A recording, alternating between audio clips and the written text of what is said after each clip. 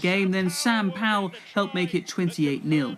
The Dragons' preparation had been affected by self-isolation due to a virus outbreak. At least they gave their fans a couple of tries to watch, if not exactly celebrate. Wigan enjoyed spoiling the fun. After all, who knows when they'll play in front of fans again. Patrick Geary, BBC News. The Women's US Open finals underway at Flushing Meadows in New York. Victoria Azarenka, who knocked out Serena Williams in the semis, took the first set 6-1 against Japan's Naomi Osaka. Both women are looking to win a third Grand Slam title. Well, there's commentary of that final on Radio 5 Live and much more, of course, on the BBC Sport website, including another pole position for Lewis Hamilton at tomorrow's Tuscan Grand Prix. Rita. Thanks very much, Ollie. Now, it's a staple of the classical music calendar. The last night of the Proms took place tonight, but this year there was no flag-waving, bobbing audience inside the Royal Albert Hall for the first time in its history. The show was also swept up in controversy after the BBC reversed its decision not to sing Rule Britannia and Land of Hope and Glory. Our arts editor Will Gompertz was watching.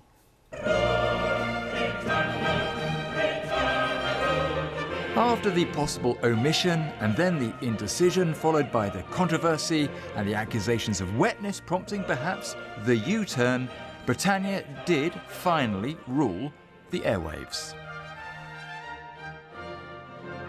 And so tradition prevailed over those who thought the words too imperialistic for this day and age. But it wasn't quite business as usual at this year's Last Night. It was a Proms without promenaders, with a pared-down, socially distanced BBC Symphony Orchestra and barely a flag or a hat in sight.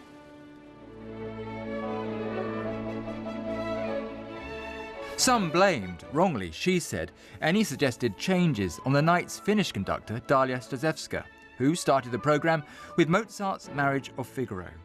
She said she simply wanted to use music to bring people together.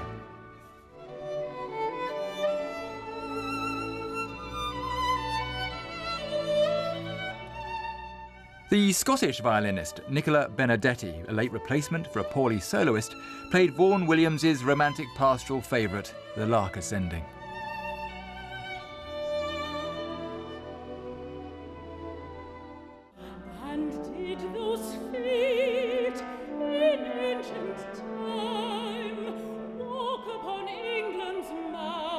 The talking point of the night is likely to be composer Erlyn Wallen's radical reworking of Hubert Parry's prom favourite Jerusalem, to which she introduced dissonance and blues references, a tribute, she said, to the Windrush generation of migrants who came to Britain.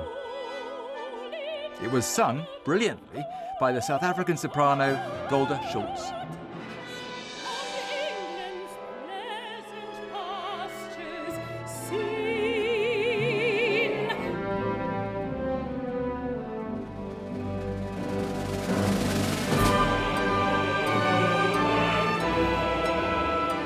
It has been a very strange year. The pandemic Proms quite different without a live audience, particularly this evening's Last Night, in which even Edward Elgar's Land of Hope and Glory seemed subdued, unlike some of those watching on from home. Will Gompertz, BBC News. And you can see more on all of today's stories on the BBC News channel. That is all from me. Good night.